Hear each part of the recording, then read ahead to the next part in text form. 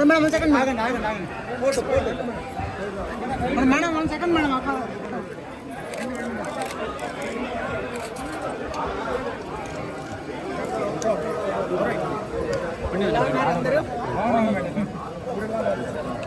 Happy birthday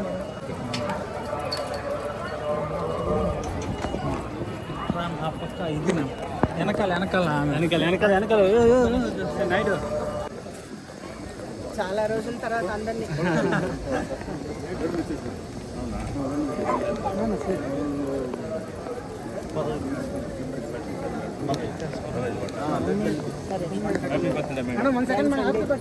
thank you Babu. Photo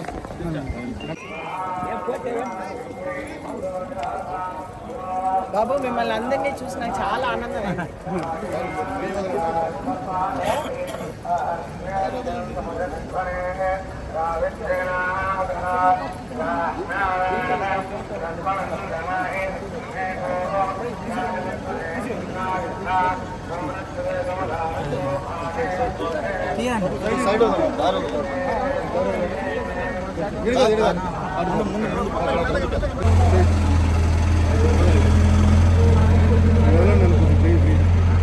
ಕೇಳ್ತೀನೇನಾ madam photo నా సన్ను సమ్రాట్. Okay okay hero sir ఇక్కడ నుంచి అడిగినా అదే మేడం ఫోటో సార్ ఏం బా సార్ నీళ్ళు ఉన్నాయి కొంచెం ముందు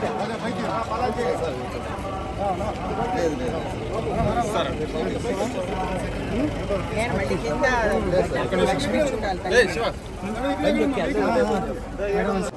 ఈరోజు జన్మదిన సందర్భంగా నేను స్వామివారిని దర్శించుకోవడానికి వచ్చాను. నేను ప్రతి బర్త్డేకి నా జన్మదిన సందర్భంగా నేను స్వామివారిని దర్శించుకోవడానికి వస్తూ ఉంటాను.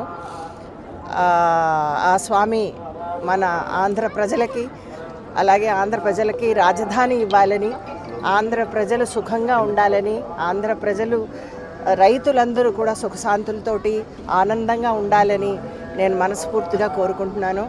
ఈరోజు ఆ స్వామి కరుణ వల్ల, ఆ స్వామి ఇచ్చినటువంటి సౌభాగ్యం నాకు ఈరోజు ఆయన దర్శన భాగ్యం నాకు కలిగింది.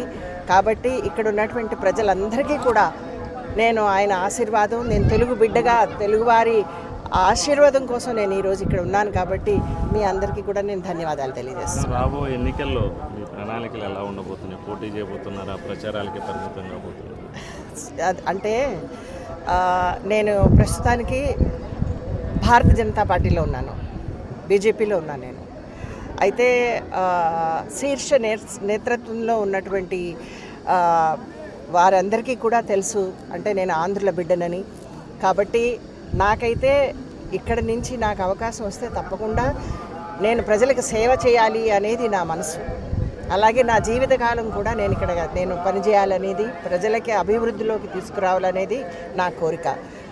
నాకు టికెట్ ఇక్కడ లేకపోతే కనుక ఆ పైన ఉన్నటువంటి శీర్ష నేతాగణ్ వాళ్ళు ఉన్నటువంటి ఆలోచన ఇంతకంటే మంచిదే కావచ్చు.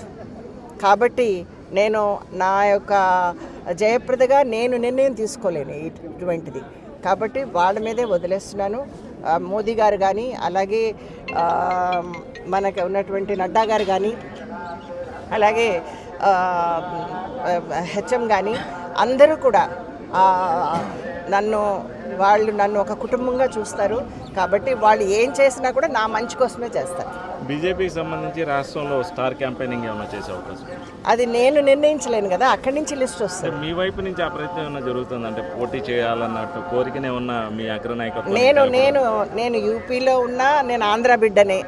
నేను ఇక్కడ ఉన్నా కూడా ఆంధ్ర బిడ్డనే. కానీ ఇక్కడ ఉన్నటువంటి నేను కోరుకునేది ఏంటంటే, ఎవరైతే రాజధాని తేగలరో, ఎవరైతే ఈ యొక్క ప్రజల యొక్క మనకున్నటువంటి ఆ యువకులకి అలాగే మహిళలకి రక్షణ, వాళ్ళకి ఉద్యోగాలు, వాళ్ళకి జాబ్స్, అలాంటి ఇప్పుడు ఏదైతే వాళ్ళకి దిక్కుతోచని పరిస్థితుల్లో ఉన్నారో, మోదీ గారు వేవ్ నడుస్తుంది. కాబట్టి ఇస్ బార్ 400 పార్ ఆయన ఇచ్చినటువంటి ఈ యొక్క నారాని మనం అందరం తెలిసిందే. ఈసారి మోదీ గారు మూడోసారి కూడా ప్రధానమంత్రి గారు కావాలనేది మన కోరిక. నాకు పవన్ కళ్యాణ్ అంటే నాకు చాలా ఇష్టం, బాలకృష్ణ గారు అంటే నాకు చాలా ఇష్టం, అలాగే చంద్రబాబు గారు అంటే నాకు ఎంతో గౌరవం, అలాగే మోదీ గారంటే మోదీ గారి పార్టీలోనే నేను ఉన్నాను, బీజేపీలోనే ఉన్నాను నేను.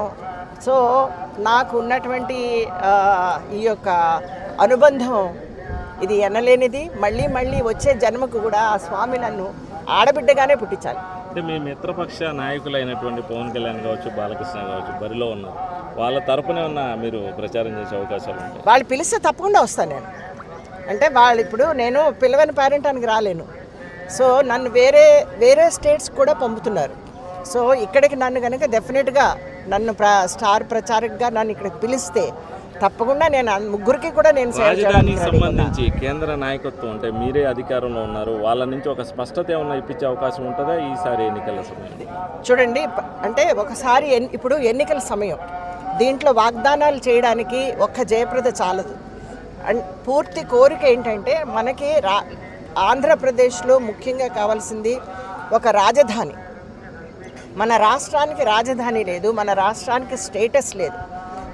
అది కావాలని నేను కోరుకుంటున్నాను. దానికోసం ప్రయత్నం చేద్దాం. ముందు మన ప్రజలు వాళ్ళు ధైర్యంగా మాకు ఇది కావాలి అని ముందుకొచ్చి ఏ ప్రభుత్వం అయితే మన ప్రాబ్లమ్స్ని సాల్వ్ చేయగలదో ఆ ప్రభుత్వాన్ని ఎన్నుకోమని మనస్ఫూర్తిగా కోరుకుంటున్నాను. మా వీడియో మీకు నచ్చినట్లయితే please like, share and subscribe.